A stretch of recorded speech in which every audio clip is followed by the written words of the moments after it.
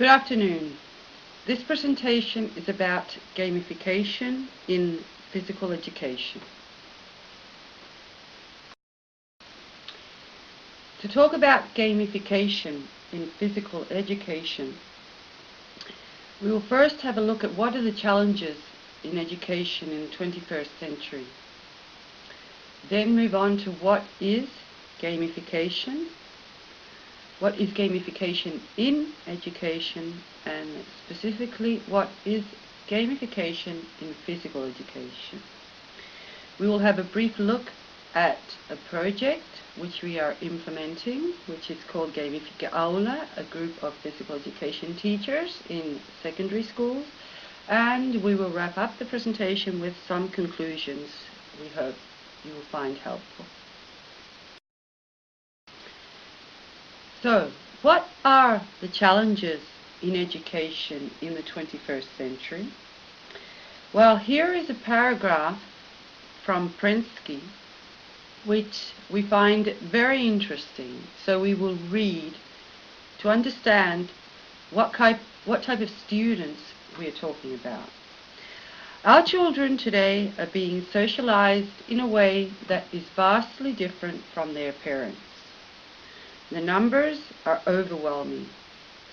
Over 10,000 hours playing video games, over 200,000 emails and instant messages sent and received, over 10,000 hours talking on digital cell phones, over 20,000 hours watching TV, a high percentage fast-speed MTV, over 500,000 commercials seen, all before the kids leave college, and maybe, at the very most, 5,000 hours of book reading.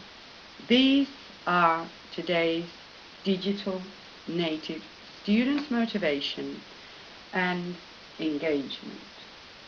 So students today prefer receiving information quickly. They are adapted at processing information very quickly. They prefer multitasking and nonlinear access to information. They have a low tolerance of lectures. They prefer active rather than passive learning. And they rely heavily on communication technologies to access information and to carry out social and professional interactions. So we're talking about students that Prensky called digital natives. Our students today are all native speakers of the digital language of computers, video games, and the internet.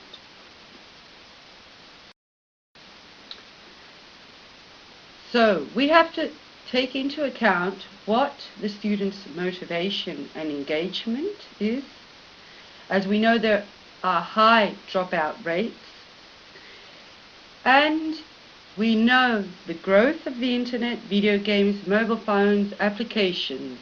So what methodologies can we use with these digital natives?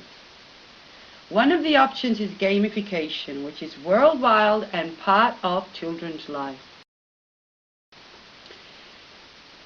So what is gamification? According to different authors, coming from the world of gaming, Fisherman says that gamification is the process of using game thinking and mechanics to engage audiences and solve problems. Joe Kim, which designs games, says that gamification is using game techniques to make activities more engaging and fun. Retarding announces that gamification is the use of game design elements in non-game contexts. So the concept of applying game design thinking to non-gaming applications to encourage participation and engage the player is what responds to gamification. Kapp, which is one of the authors that we can read about gamification, says it's the ideal process for creating engaging learning environments. So there's an idea of engagement, storytelling, autonomy, and meaning.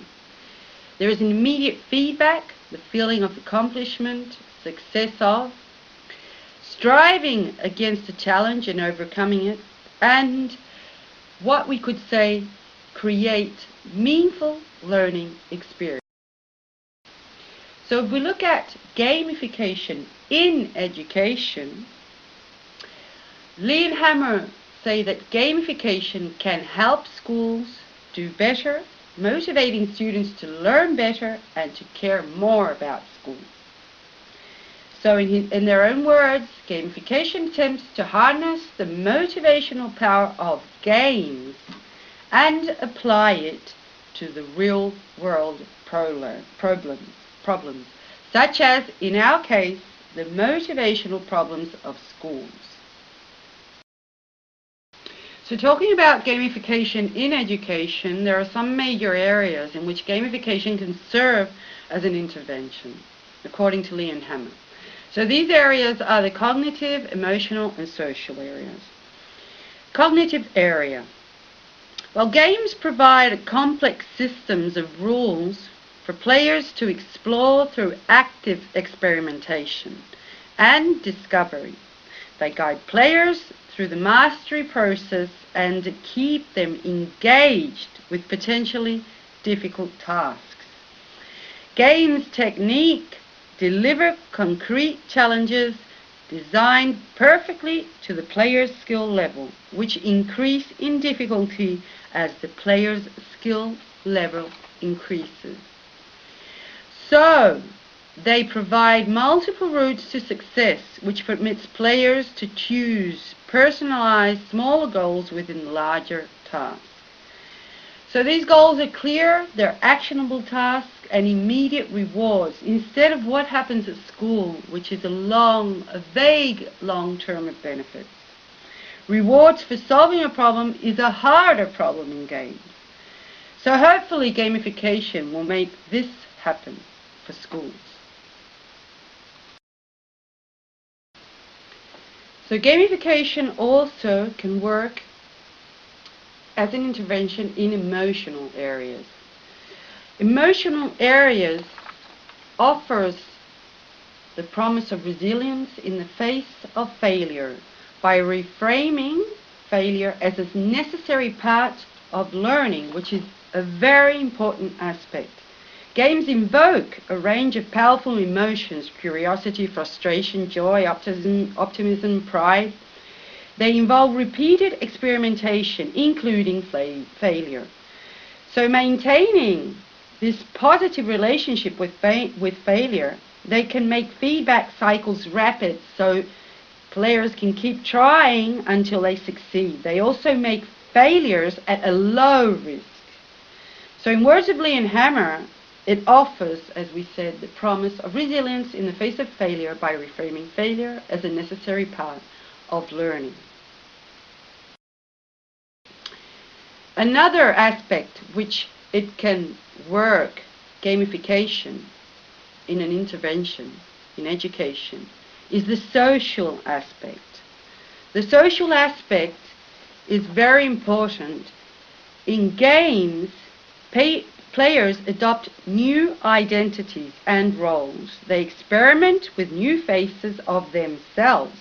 So many students do not feel comfortable in school with their identity. So gamified situations or environment represent an opportunity for them to show other faces, other parts of them which are not school-based identity.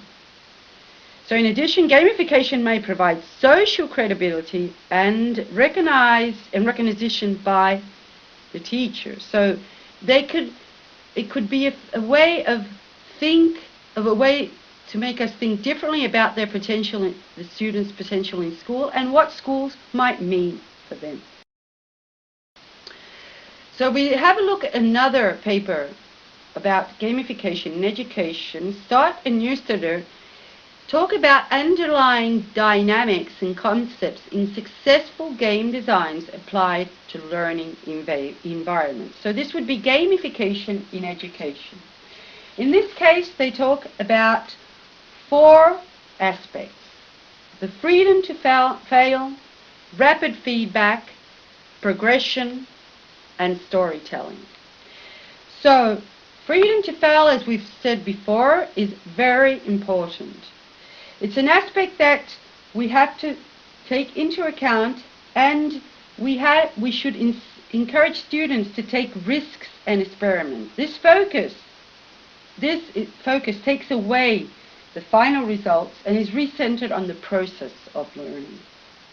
Rapid feedbacks, that gives the students feedback in each given moment by moment and makes them adjust to new learnings. Progression, the levels. Progression is seen throughout the game design in form of levels or missions. It is recognized in modern pedagogy as scaffolded instruction. So progression can be linked to what is called the interest curve, sequencing events in a particular order, or just-in-time teaching, knowing what is the moment exactly of the students, the specific new needs they have at that particular moment. And storytelling. People learn facts better when they're embedded in a story rather than in a bulleted list, as CAP says. So, what do we know about gamification in physical education? There is not much about this aspect, but if we look at the paper Pill has written about gamification in sports and physical education, since both games and sport in physical education and digital games have common participatory intentions, why don't we consider the cross-fertilization of sport pedagogy in physical education with digital game design fundamentals? So digital game design principles hold the potential to direct the work of physical education teachers in the pursuit of enhanced task engagement. So here we are, the group of teachers, physical education teachers. We are a team, and we have been working together in the last years on innovative projects implemented in our schools. So now we are with a project called Gamificola Project. We sat down and had a look at what were the problems one of the problems we had with our students are that they're not motivated to practice physical activity. So we thought about the solution of encourage physical activity through gamification.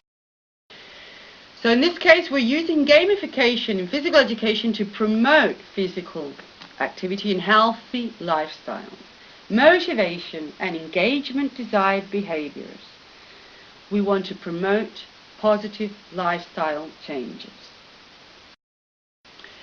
So here are some websites that you can visit where you can see what we are doing with our project, our gamification project in physical education, which has now started and has a lot more to go.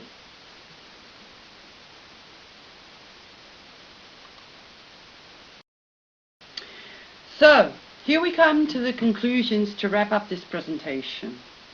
First, we will start with the dark side, because gamification does have some drawbacks. There is a need of carefully designed gamification projects. This means that not every project will work. The effects depend on the context where it's implemented and on the user, so it has to be really contextualized. And another drawback is that students will be expecting some rewards. So expecting external rewards can be another dark side.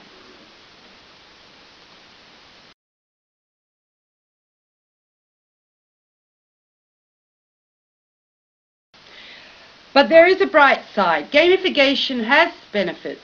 It's a blue ocean, an ocean of new opportunities to innovate. It offers new tools for teachers. It offers fun experiences, motivation, and future possibilities, more research in gamification, more quality gamification projects. And we need to create effective gamification interventions in physical education programs. So I want to end up this presentation with this slide. I'm a teacher. What's your superpower? Thank you very much.